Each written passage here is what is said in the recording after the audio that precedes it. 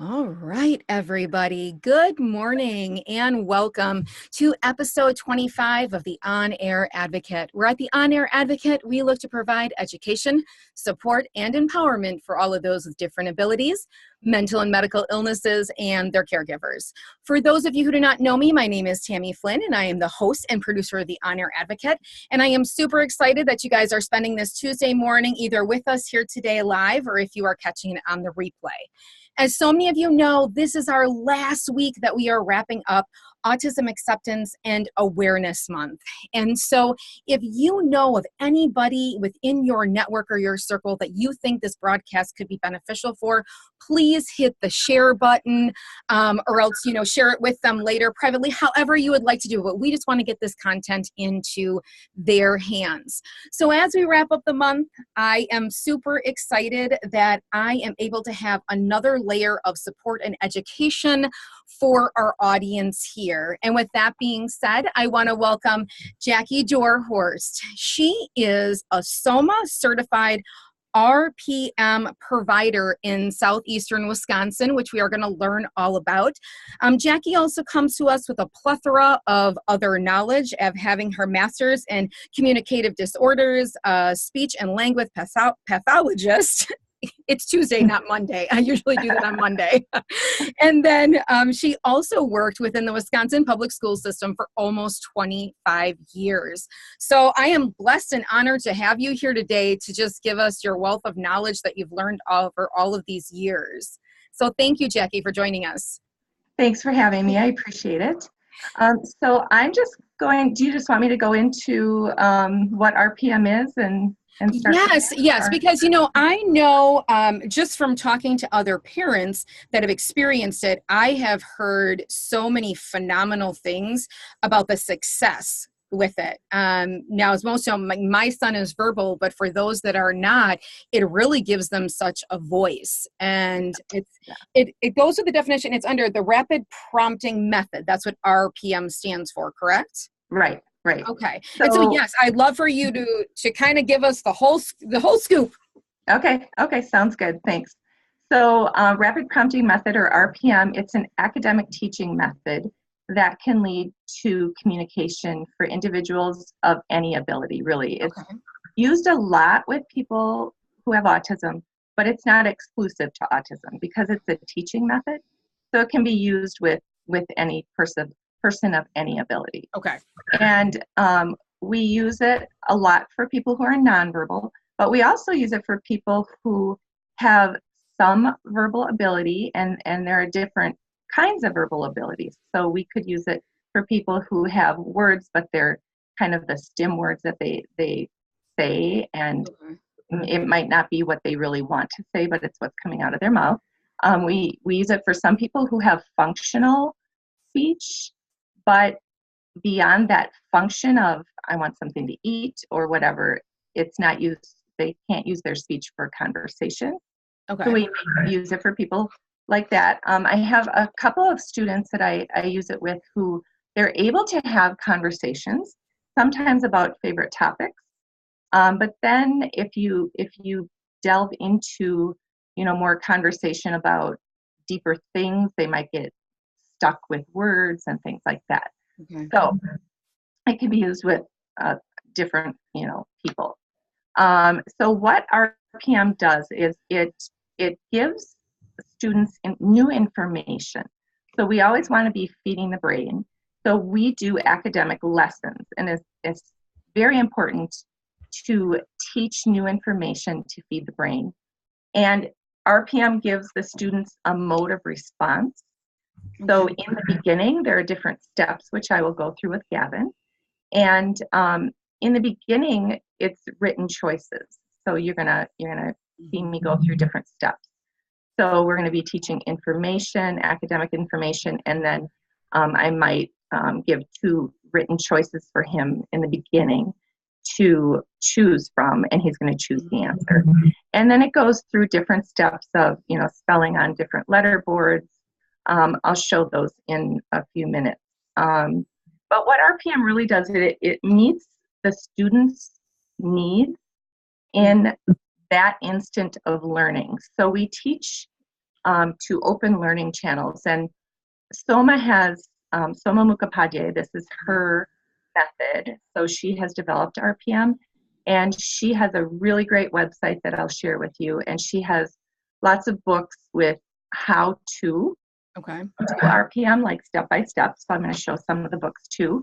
So we teach to the open learning channels. And when I'm talking about learning channels, we talk about the auditory learning channel, the visual, kinesthetic, and tactile. So we try to teach to all of those because those learning channels may open and shut at any instant of learning. So for teaching to, those channels, it just makes a better overall lesson for the student to be able to give you an answer. So RPM is a teach-ask method. So we teach a little bit, we ask, we teach, we ask, and it's reciprocal. So it's like a conversation. So we want to make the lesson interesting. So we tell it in an interesting way, like a story, like you're telling a story. It keeps the students engaged. We sometimes have to compete if the student has a lot of stimming going on or talking, self-talk and things like that. The teacher's job is to compete with those stims. So sometimes we go fast, sometimes we go really slow. It kind of depends on what each student needs during their instant of learning. So I'm going to just kind of go through and show some of Soma's books. This is her first book, and it's Understanding Autism Through Rapid Prompting Methods. So this is the basics of our overview. Yeah.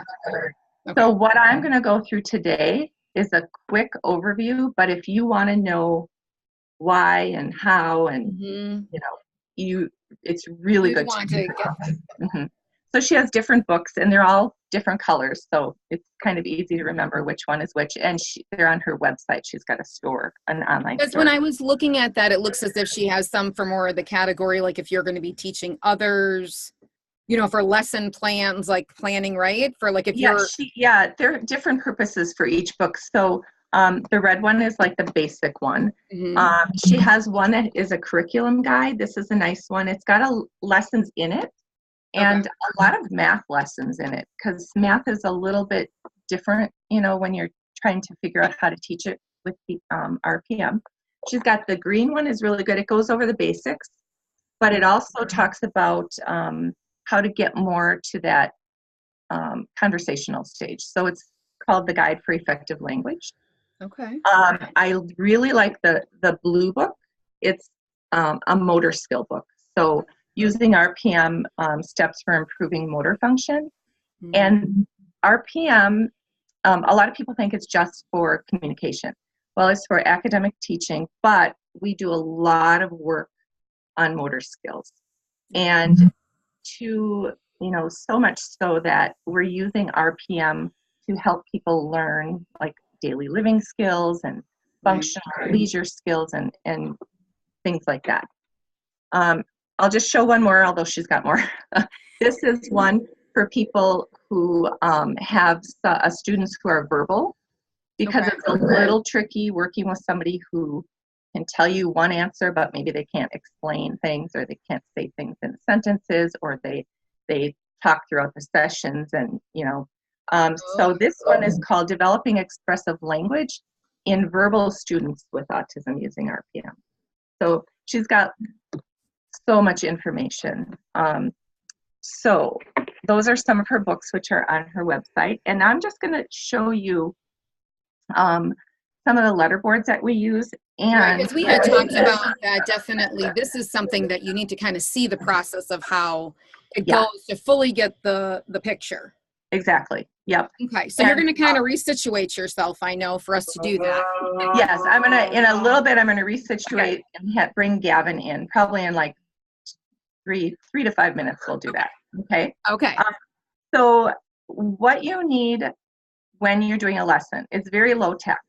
You need paper, you need pencil, you need a good lesson that you've prepared. So you want to write out what you're going to teach, the questions you're going to ask.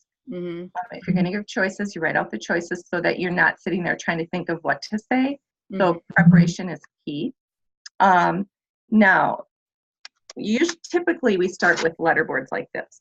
So they're broken down because we are in the beginning especially trying to see, you know, is the student able to make a choice? Is the student able to spell? What are the skills of the students? Some students have really, you know, great attention and they can sit and they can, their motor skills are good. So we might start, you know, on a board like this. Typically, I start a session with choices, and then if I move to spelling, I'm using these. So they're A to I. They're broken down like this, J through R, and S through Z. And so we kind of, so you'll see me do that with Gavin. Let me see if there's anything else.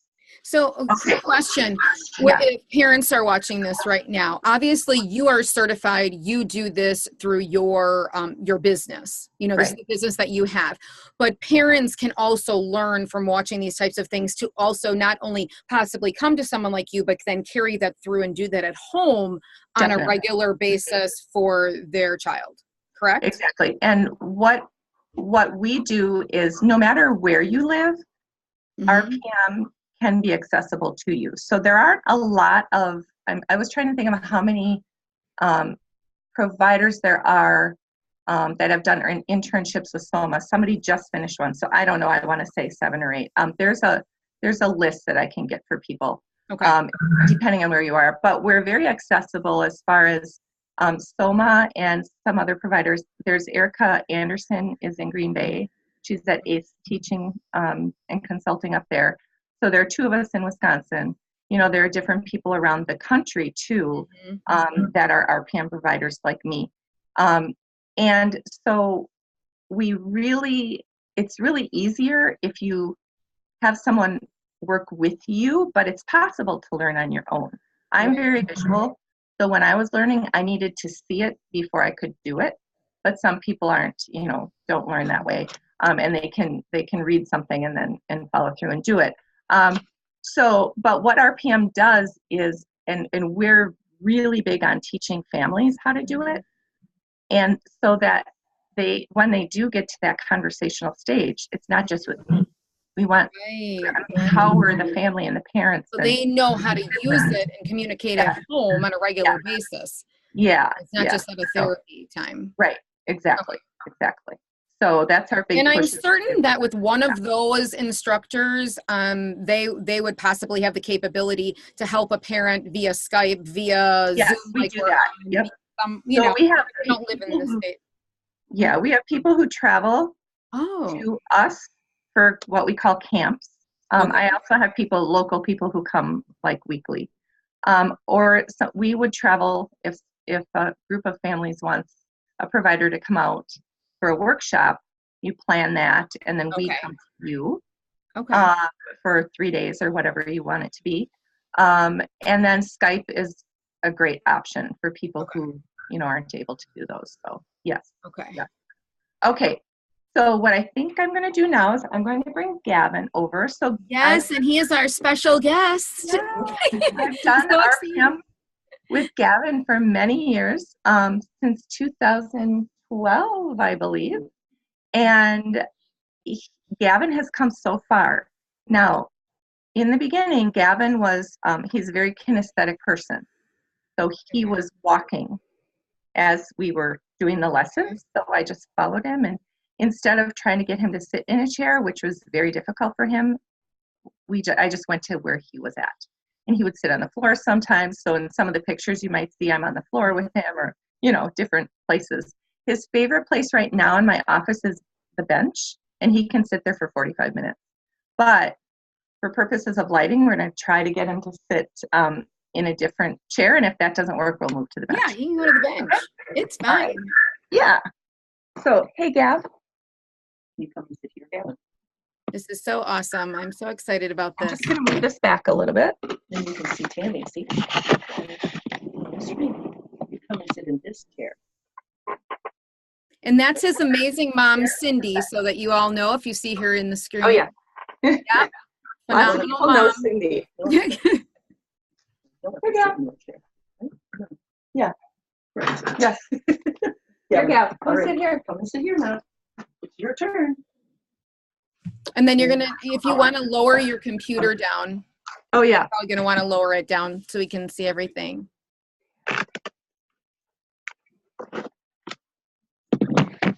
Okay, let me do this, and then is that going to work? Yeah, A little lower. Okay, so you'll be now able we to. can't see your heads, I but know. maybe a little bit higher, and then we're gonna hold the stuff up anyways. Yeah, we did have this figured out, but then we switched angles. Yeah. Oh, that's beautiful. Yeah, Okay. that's beautiful. Hi, Gavin. Okay, Gav. Hi. Hi. All righty. We can't wait for you to show us. So excited. So what I'm planning on doing is I'm planning on doing like a question or two at each step. Okay. And just to show. And what I want to remind people is when you're doing this, you don't always have someone who sits. Sometimes it's hard. Sometimes the student is not, able to cooperate with their body, and that's okay. So we do our best in the beginning, and it's not an easy thing to learn, and we just go from there. Okay? Perfect. So we're going to do a lesson, and let's see. Just have to get my things straight. Okay, Gav. So we're going to talk about today swarming sharks. Okay. So what did I say we're going to talk about? Did I say we're going to talk about swarming C-A-T-S cats or S-H-A-R-K-S sharks? Cats or sharks? Look. Sharks. Good. Yep. That's the initial. You're going to teach, you're going to ask, you're going to give written choices. And then what happens is sometimes people touch both, or they only always touch like the right side. So I'm going to give an example of what you might do if somebody's only, let's say somebody's touching only the right side every single time. Okay. So when we see a swarm, S-W-A-R-M of something, right? Big group, G-R-O-U-P, of maybe bees, or in this case, sharks. Okay. So I said a swarm is a what? Did I say a swarm is a G-R-O-U-P group? Or did I say it's an S-I-N-G-L-E single? Group or single? Good. Group. Very good. So you can prompt. It's okay to prompt someone to the Okay. answer. If it's not working on the table, you can hold them up. Okay. Like, and if they're not picking correctly, group or single, and you can really prompt that. Okay. Another way to do choices would be on folded paper like this. I just made a circle, folded it down, and you can hold the choice in front. So I'll show one like that, but I'm going to move to 3 choices this time. So when 2 choices gets easy, you move on up to 3 choices. Okay. So these swarms of sharks have been seen off the northeast coast, C-O-A-S-T, of the United States. Okay, so we're going to look at something here. The northeast coast, right here. So I want you to touch the northeast coast. There it is. Good. Nice. So, did I say they were seen on the S-O-U-T-H southeast coast, the N-O-R-T-H northeast coast, or the W-E-S-T west coast? Which one? Nice, the northeast coast. So that's how you would present them if you were using this. I just wrote them so you can evenly apart. So now once someone is doing well with the choices, sometimes people have a hard time with choices. You might, if you just have tried everything you can and your student is not accurate with choices, maybe they'll do better with the letter boards. So sometimes we move on to some trying the spelling piece of it, even if they're not accurate. But if they are accurate, then for sure bring in some spelling. So I would say, all right, Gavin, let's spell north. Okay, north. Can you see the boards okay? Yep. Okay, north, look. Okay, and so he's pointing with his finger, so he doesn't need this. You can start with a pencil. Some people, you know, can't handle something to point with. Maybe they'll throw it or whatever, and so you don't have to have it. Okay. The pencil is a tactile prompt. So we have different prompts. So when you're ripping paper like this, the sound of the ripping is a prompt that a choice is coming. That's for rip paper when you do that. And then handing in the pencil is a tactile prompt that now I have to answer. So they're just getting used to choosing and how to choose and what to choose as far as those. So he's choosing not to use this right now. So I'm going to put it down. And then, good. Then you want to say them? Good. Very good. Good.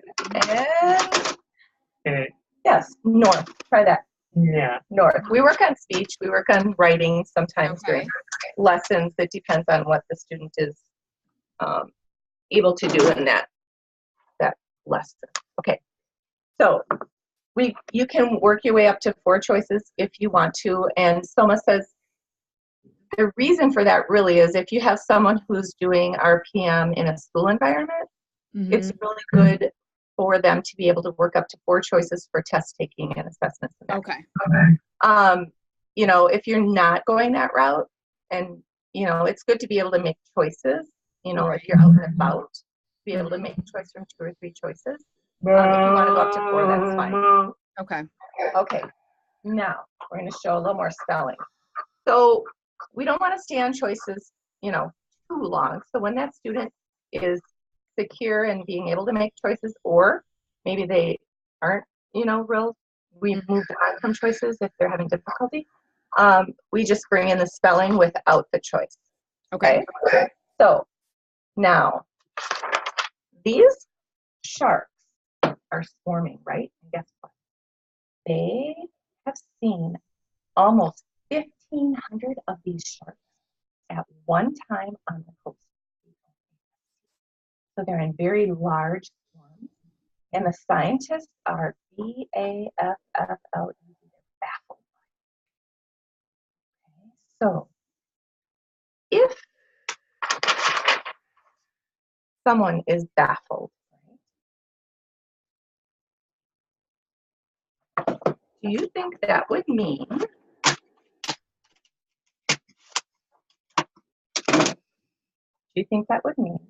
that they are C for confused or A for absolutely know what's going on? Ready? Look. C for confused. Yes. So let's spell confused. C, then. C, then. O, then. N. The same if you want. F, then. U. Good. S. S. Now I'm going to bring this one in to see if you can finish on this board. Then. E. N. D. Perfect. Confused. That's awesome. Now, for those of you watching, Gavin has been through all of these steps, so he's demonstrating for you. So if your student isn't automatically, you know, doing all this, it took a lot of work for us to get.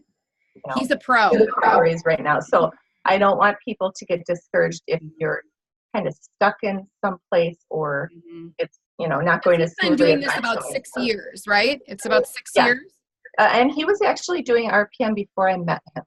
So yeah. So yeah, he's had a lot of practice. So it does sometimes take people a long time to get going. And I don't want people to be discouraged by that, because if you work consistently and do lessons, we recommend every day. 1 lesson a day, you can really make progress. And if you get stuck, you know, you can contact someone for help.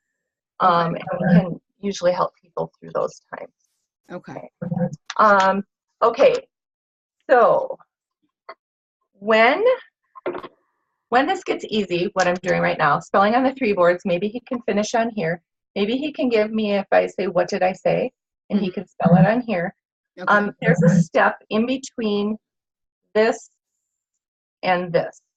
Okay. Okay, and I'm going to show you that step.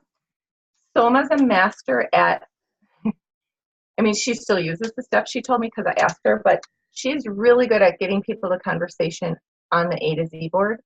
I can do it sometimes if somebody has, you know, if their attending is really, you know, good and they, you know, have really super motor skills and things like that. I typically have to use this next step though, okay? So what it is I'm going to show you this. It's A through I, J through R, S through Z, okay? Okay. And we have the boards that correspond to that. And so this is the kind of the first step in the pre-communication, which is a little bits of open-ended. So if I would, like an open-ended question would be, what is another word for baffled? Okay. So I could have him pick, or if he's not ready for this step yet, I would just give him this board and see if he could go to the C. Okay. And then I would present this board and maybe he could do O-N, and then he's going to spell out confused just by me giving him the boards. Okay. That's a little precursor to this piece. Okay, so I'm going to show that a little bit and then I'll show how this works quick. Okay. Okay, so, all right, Gav, so those scientists were confused and they were looking at these sharks. Okay. And this shark is called the B-A-S-K-I-N-G, the basking shark. All right, the basking shark is the second largest shark in the whole world. Okay, so I know that you know, just because I know him really well, what the word basking means, or where would you bask? Okay, so let's do that one. So I didn't tell him the answer, and I'm going to see if he can do it with me just handing the board. Okay, so where would you bask? You would bask in the what? Say it. S, then? You. U, good. Mm-hmm. And get it. And Yep, you would bask in the sun. Awesome. Okay, so they think that these sharks, or they thought, were coming to the coast. And what kind of water would they be? They usually live way in the deep, but they're not in the deep. What kind of water are they in? Now I'm going to show how to use this. So he's going to pick. Soma, a lot of times, or I think she does, puts the A through I, J through R, S through Z on ripped paper on the table. I've just modified it a little bit. Okay, so I'm going to hold it in front of him. Ready? So what kind of water am I talking about with the sharks? Okay, he picked S through Z. You say it. S. Good. Then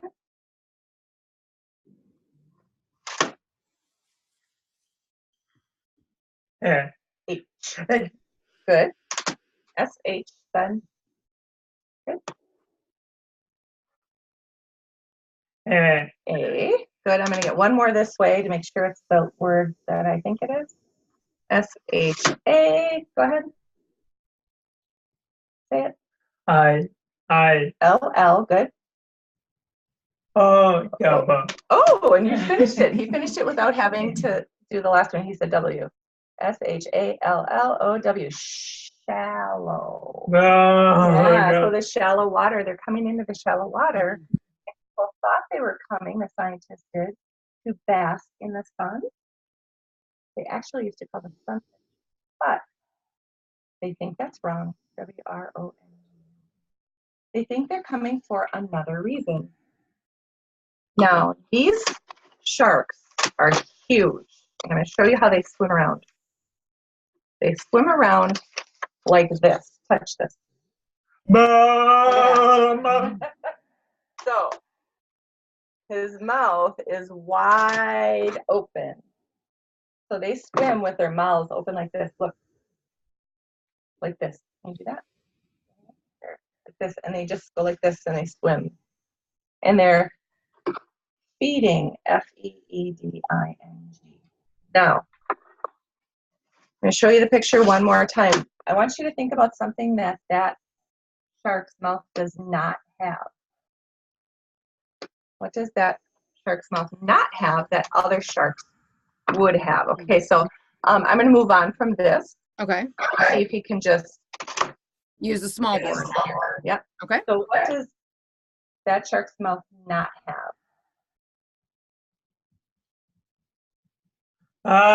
L. Go ahead. Good. G. E. Large. Good. Large what? You want to say it? What did you touch? T then? Mm-hmm. Yep. E then? T and H. Large teeth. Yep. He does not have large teeth. He might have teeny tiny teeth.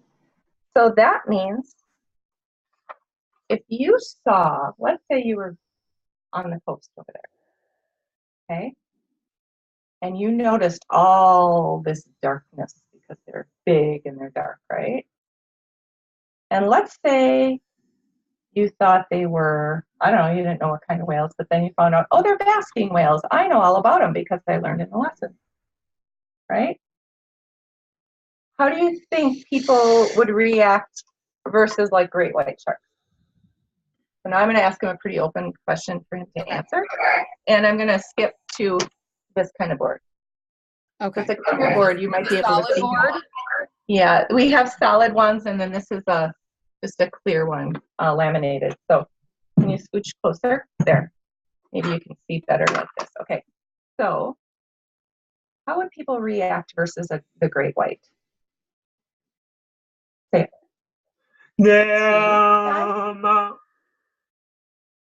H. I'll say them for you. Go ahead. You're doing great. E. Y. Okay. They. W. O.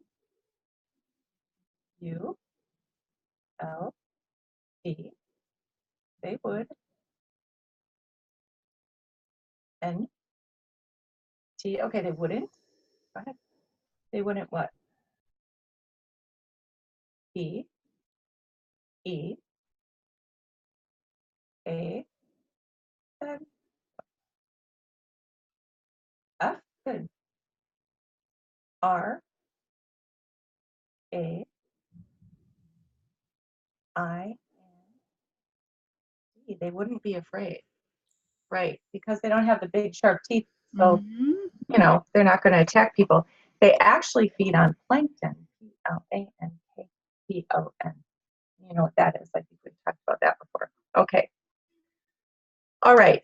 So once somebody gets solid conversational, Gavin was there quite a long time ago with a board like this. Then you can move to a device. Okay. And so Gavin chose the iPad. And for a while it was a little tricky because he liked to play his stuff on the iPad. He liked to spell a lot of things, but they were words that would pop in his head that he would just spell over and over and over. Okay. So what we did is we have, and he's able to do this. Some people need separate iPads. So he's able to have an app that he uses for his kind of like what we call his stim spelling. Okay. And then he's got a separate app for his communication. So when he's communicating, he turns on, we use Assistive Express, but there's many different ones. So he turns that on, and then he knows that that's for, you know, lessons and things like that. So let's show where you are at. So it took him a long time to get to this place. So I don't want people to, I want people to be careful and go slow. Soma always says it's not a race. It's a, you know, it's more like a marathon. So you slowly work your way through the steps, Mhm. and eventually, it might seem like forever, eventually you'll get your first open-ended word or sentence or phrase or something. And you still need to keep the lessons going, the academic piece going after that to Right. get further in the process. And we always do academics. So even with Gavin now, when he comes in, Mhm. he might have some conversational things to say, but we do an academic lesson because even though he's on the iPad, he's doing conversation when I'm holding the iPad, when his mom, Cindy, is holding the iPad, but we want him to be independent, so he's learning how to hold it himself. So we had to Okay. back up a couple steps and get him used to the motor piece of it and everything that's different for him to be conversational while he's holding it. So that's where he's working at right now. But I just want to caution people, don't jump to that conversational stage too quickly and try to ask your child or your student questions too often about themselves, because sometimes too much emotion gets in the way and then they're not able to Right. right?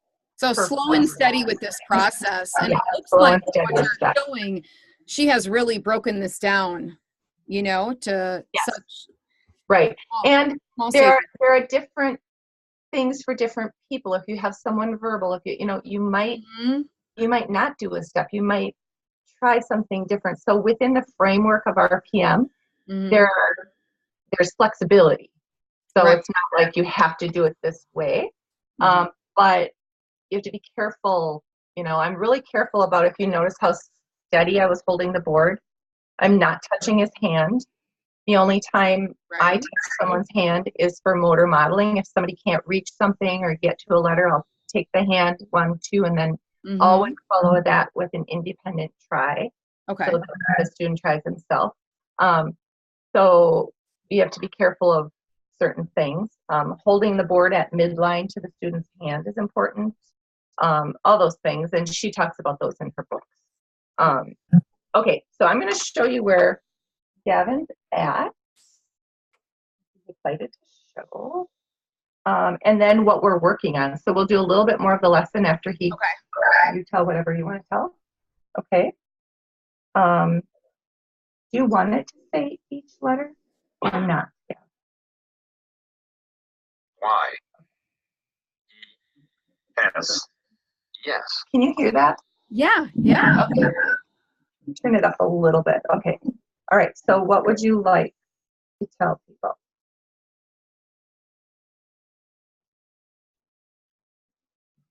You thinking? What? I.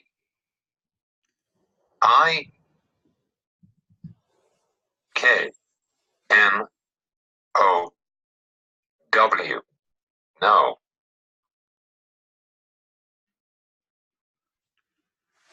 No. T. H. E. R. E. I know there. Okay. There. I know there. Keep going. A. R. E. R. M. A. N. Y. Many. O. F. F. Y. O. U. I know there are many of you. More. You. W. H. O. Who. F. O. Okay. He deleted that F then. I. N. D. Find. L. E. S. S. O. N. S. I know there are many of you who find lessons. Lessons. D. I. F. F. I C U L T. Difficult. B U T. Keep going. But. O I T S. It. W O R T H. Worth. I T. I know there are many of you who find lessons difficult, but it's worth it. Gavin, you just made my day. And That's it's awesome. not, yeah, isn't he awesome? I'm going to cry right now. That is Yeah. so awesome. Yeah. So are you talking about just keeping the lessons going, Gavin? Because I find a lot of family is hard. I mean, you have schedules, you have resistance, sometimes you have a lot of stuff. You have life, right? Right. But right. I always tell people 15 minutes a day. If you can Right. start with that, 10 minutes a day sometimes. You know, Right. sometimes if you have a lot of resistance, you start with 5 minutes or 2 questions or something like that. So Right. just get it on the calendar and keep plugging away, and you'll, this is what you and someday will giving get. them Cindy, such it a was voice. in the beginning. I've read all different things that Cindy has sent me that Gavin writes, and I love all the positive stuff. Yeah. Yeah. He's a motivational boy, let me tell you. He is. Oh my goodness. You made my day, Gavin. I know, isn't that awesome? So now we're working on him holding. So I'm just going to Okay. do one question that way, just to show people how we might Okay. do it. Okay. So, all right, Gab. Now, when you're talking about sharks, there's so many different ones. We've done lessons on different sharks. What is your favorite kind of shark? It's kind of a simple question, but I just want to show you.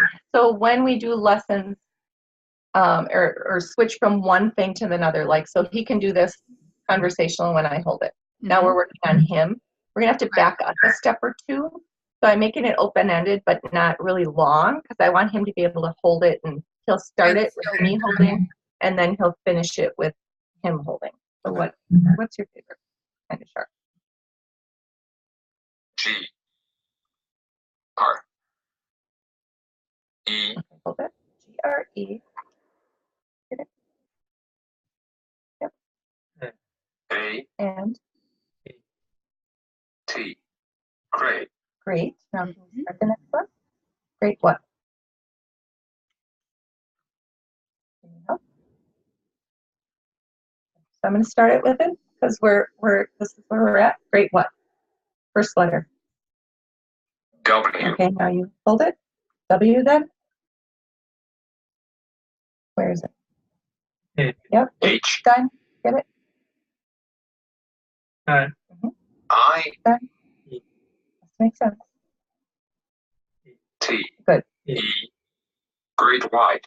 Great white. So now sometimes he can grab it, and if I say, like, what did I say? If I teach something and ask what I said, he can answer that by himself. And if it's open-ended, we start like that. Cindy has said, though, she's doing it at home, and that he's grabbed the iPad and typed out something totally spontaneous in conversation to people that makes sense to what they're saying. And so that's awesome. So he's starting to, really get it. So Right now, do you ever advise, or does Soma ever advise to use you know how they have all the stands that you can purchase, like, for your iPads? Do you work that way? So you're independently Yeah, some people put it flat on the table. Some people put it on a stand. Okay. Some people he wanted to hold it because he's a mover. Okay. And so it's hard for him to sit and do it somewhere. So being portable. So teaching him to hold it and do it is more effective than putting it on a stand. He's not going to be able to like just sit in one spot very long to, on a daily basis to be able to use it. So if he can learn how to hold it himself for his particular needs, that works out. Somebody else, maybe not. So yeah, it's flexible within that. Some people have a really hard time on an iPad because they Google and YouTube everything. So an iPad is not their ideal communication piece, unless it's, I have one guy who has an iPad for like his Googling and stuff, and he's got a separate iPad just for the communication. Some people use computers, laptops. Some people, there are different ways. So okay, but would it still count as the child doing it independently if they were having it on a stand without somebody holding? Is that still the progress going forward? Yes, definitely. Yep. A lot of people do that. So okay. So this was kind of a quick overview. So I did not talk about everything that RPM is. So people, need to do research. Soma has a really good website. My website right now is under construction, trying to get it up. But I think you had Soma's website listed. Yeah. So once this live is complete, and even once it's in a podcast, all of the resources are going to be listed below. So people can just click on it. They can get to those areas. And obviously, you're available, via email, via online after this live for people to throw out questions and ask things. Right. And since this goes many places, yes, I can get you a list of the providers and where they're at as well. So that people in different areas, in different states, can contact someone close to them. So I think, Soma's in Texas, Lene's in Utah, Katie's in California, Eric and I are here. They're providers, different places, even in the UK. I mean, there's lots of that's wonderful. Yeah. And that will just drop below this live as well. And then I'll put a list into the YouTube video and stuff too. And then there are a lot of people who have taken, so if anybody's interested in taking a class from Soma, she offers a 4-day course. And there's lots of providers who have done that, who are starting to work with people as well. Okay. There is a really good resource on Facebook called Unlocking Voices. Okay. And it's exclusively for people who are learning and are serious about learning RPM. Okay. And so Sue Finesse from the UK started it, and she's the moderator. Okay. And so there's lots of information. Soma has her post videos of Soma working a lot. There's files and a lot of help in getting started and lesson plans, all kinds of things there. And there's a provider list there too. And I think that lists more than I don't even know what we're called, senior providers or whatever you want to call us, of people who are able to help out. So. Okay. And outside of the RPM world and outside of that sector, what supports and resources, with all of your knowledge and years of doing this and speech therapy and all of that, would you say would be other possible resources for parents? Oh, there's so many about autism. Yeah, we have a really good Autism Society of Southeastern Wisconsin, Autism Society of Wisconsin. I think each state has their own, version of that. That's a really good resource, and they have lots of resources listed on their websites and things like that. Okay. We have support, like parent support groups around Wisconsin. Cindy has autism solution pieces, and they give grants for people for different things, and one thing they support is RPM. Erica Anderson also does an RPM support, which is a fundraising group or nonprofit to raise money for people who can't, afford the RPM, the cost of it and things like that. So you would have to check with her as far as how that's going. I think it's relatively new, but so there are different resources around the state for parent support groups. Right. I could maybe get a list together with And Cindy. I have I have quite a few of them already for that. Just wondering, if there are, after this is over and you can kind of think on that, any great books or other resources, just drop them and tag them below this live. Okay. And then we'll be able to add that to everything. Yeah, a couple other things came to my mind. So there is a really great nonprofit, Good Friend Incorporated. I don't know if you've, Denise Shamans and Chelsea Booty, they are parents of, young adults with autism. Mm-hmm. And they started this, so they go into schools and they teach people how to be good friends with people with autism. That's an excellent group, organization, and they've done a lot of teaching in different states and everywhere. And then there's a college over in Waukesha, autism-specific college called Wisconsin Independent Learning College, WILC. So I think you've done something with Stephanie from there. Yeah. Those are good resources as well in your area. Wonderful, wonderful. Well, is there anything else? Does Gavin want to say anything before we go, before we wrap up? Yeah, how about I'm with so his mom? happy. You did so great. How about he does something with Cindy to wrap up? Okay, perfect. I'll bow out. All right. Let's see. Talk with mom. You want to do that? Oh, I wanted to show. This is Gavin's rock star mom, Cindy. Hello. Every parent needs to try RPM. And let me tell you, my very used, folded QWERTY board here, I carry this in my purse at all times. But Gavin is on the iPad, so we will try him on this. Is there anything else, Gavin, that you would like to say to the people who are watching this today? What would you like to say? P-L-E-A-S-E,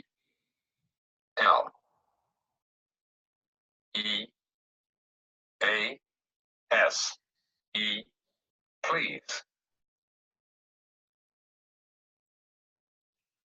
Please what? Please. H-A-V-E-F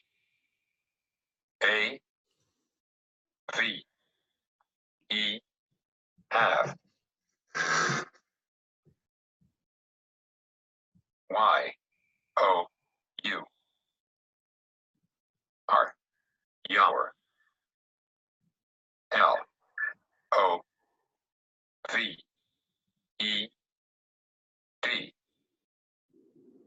loved O-N-E-1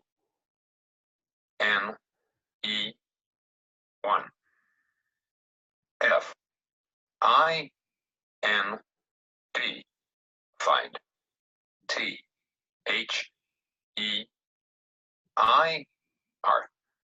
there V-O-I-C-E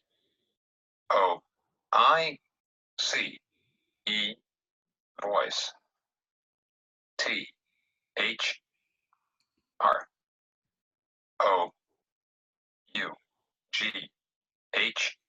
through